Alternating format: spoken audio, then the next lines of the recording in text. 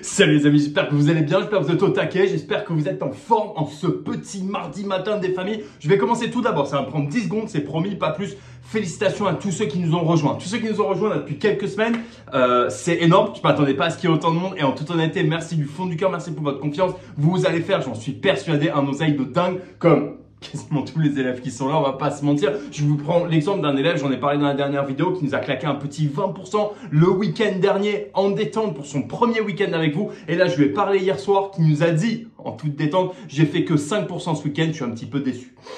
Voilà de quoi on parle les amis.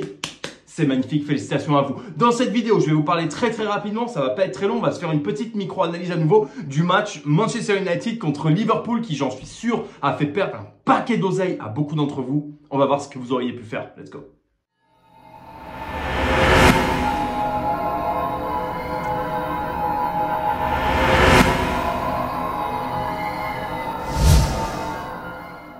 Ok les amis, pour ceux qui ne me connaissent pas, vous demandez peut-être qui c'est cet ahuri, cet énergumène qui gueule un petit peu à son téléphone, qui a l'air survitaminé à on ne sait pas quoi, c'est pas le cas, mais quand même qui en a l'air. Je m'appelle Paul Suissa, je suis trader sportif professionnel depuis 8 ans maintenant, trader sportif uniquement dans le football, j'ai une bankroll à 100 000 tous les ans pour démarrer. Cette année, on décide d'aller un petit peu plus haut, d'habitude je fais entre 250 et 300 000 de profit par an. Cette année, on double, c'est parti, let's go. Voilà un petit peu la pièce d'identité, la légitimité du monsieur. J'ai créé la Football Trading Academy en français et en anglais, bien évidemment. Des résultats de fou malade. Pourquoi? Parce qu'on suit un plan, on suit une technique, on est très carré dans nos entrées, dans nos sorties. Comment on peut faire de l'oseille rapidement grâce aux paris sportifs et au trading sportif live? C'est ici que ça se passe. Voilà les amis, donc dans cette petite vidéo, je vais vous parler du match Manchester United, pardonnez-moi, contre Liverpool. Qu'est-ce qui s'est passé? Manchester United a gagné 2-1 contre Liverpool. Et là, c'était la folie. J'ai vu passer sur les réseaux sociaux, mais un nombre de messages et de vidéos de pseudo-professionnels. Tu sais, des mecs qui ont 18 ans, qui te vendent des VIP pourris à 19 € par mois en te disant, t'inquiète pas, suis mes pronostics et mes paris sportifs, tu vas gagner de l'argent. Ça ne marche pas. Bref, peu importe, c'est pas grave, mais quand même, juste pour le contexte, ça ne marche pas, c'est d'ado, ça te rendra jamais riche, c'est important de le savoir. Bref, j'ai vu un nombre de personnes qui disaient, pour le safe, on va envoyer Liverpool gagnant ou nul. Ok, alors déjà, la cote en sec de Liverpool pour gagner le match, elle était à 1,66. 1,66, je sais pas si vous vous rendez compte. Pour Liverpool qui joue à l'extérieur, contre Manchester United, certes, c'est pas des flèches en ce moment, mais bon, on va pas se mentir, c'est pas non plus une équipe de 3e division, d'accord? Il y a quand même du talent, il y a quand même des gros joueurs, etc. Il y a des grosses ambitions, en tout cas, d'accord? C'est une équipe qui finit super bien l'année dernière.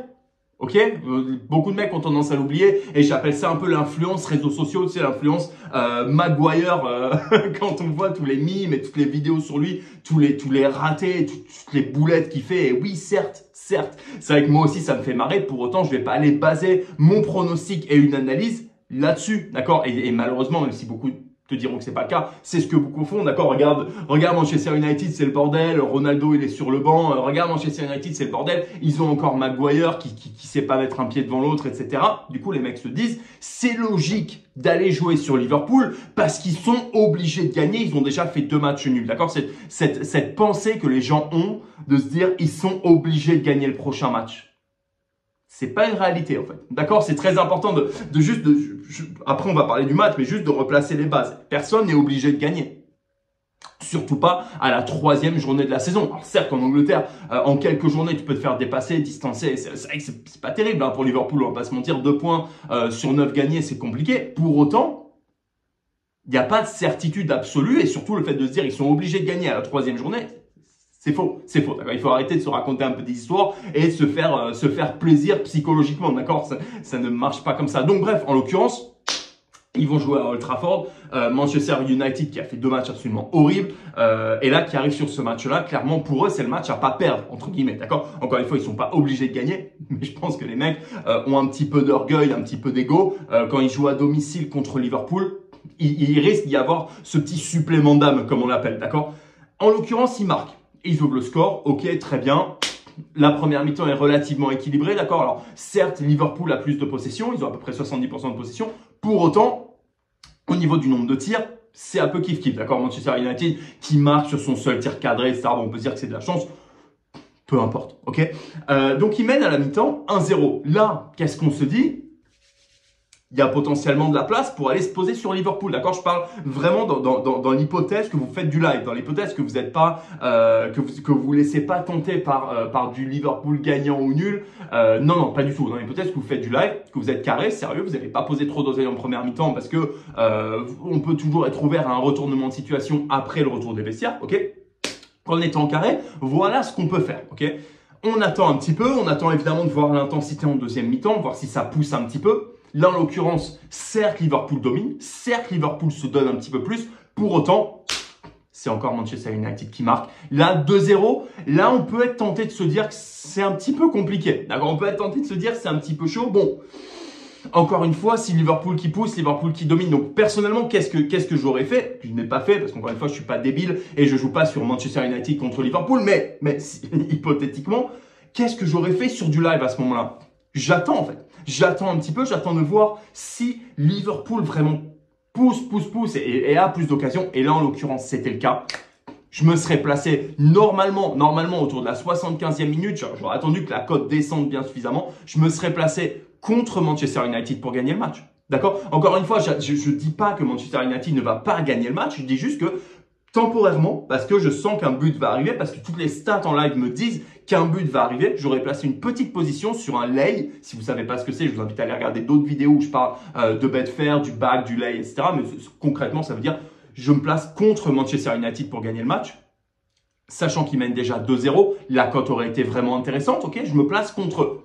Dès que Liverpool marque son but, 81e minute, là, on peut se permettre éventuellement de sortir, de faire un cash out en positif parce qu'encore une fois, la cote bouge. C'est suffisant pour nous dégager un profit. D'accord? Et c'est ça qui est vraiment très important, pardonnez-moi à comprendre, c'est quand vous faites du live, vous n'allez pas poser votre argent à la 50e minute et attendre jusqu'à la 92, 93e minute en espérant que ça passe. Non, pas du tout. Si vous rentrez correctement en vous fiant aux statistiques en live, en vous fiant potentiellement à votre analyse pré-match, en vous fiant vraiment à ce qui se passe sur le terrain, vous allez être suffisamment proche du but pour retirer un profit. Et donc là, sachant qu'on est déjà sorti avec un profit, si le but arrivait à la 81e minute comme ça a été le cas, parfait. Faites un cash out, retirez votre profit, d'accord? Donc déjà, c'est ça qui est gagné. Et maintenant, si l'activité continue et que ça continue à pousser jusqu'à la fin du match, vous pouvez réinvestir une petite partie de ce profit pour vous assurer de toujours être en profit quoi qu'il arrive. Réinvestissez une petite partie de ce profit sur un but supplémentaire en fin de match en fait. D'accord? C'est très important et c'est pour ça que je vous fais cette vidéo. C'est simplement pour vous amener une perspective différente. D'accord? Le live,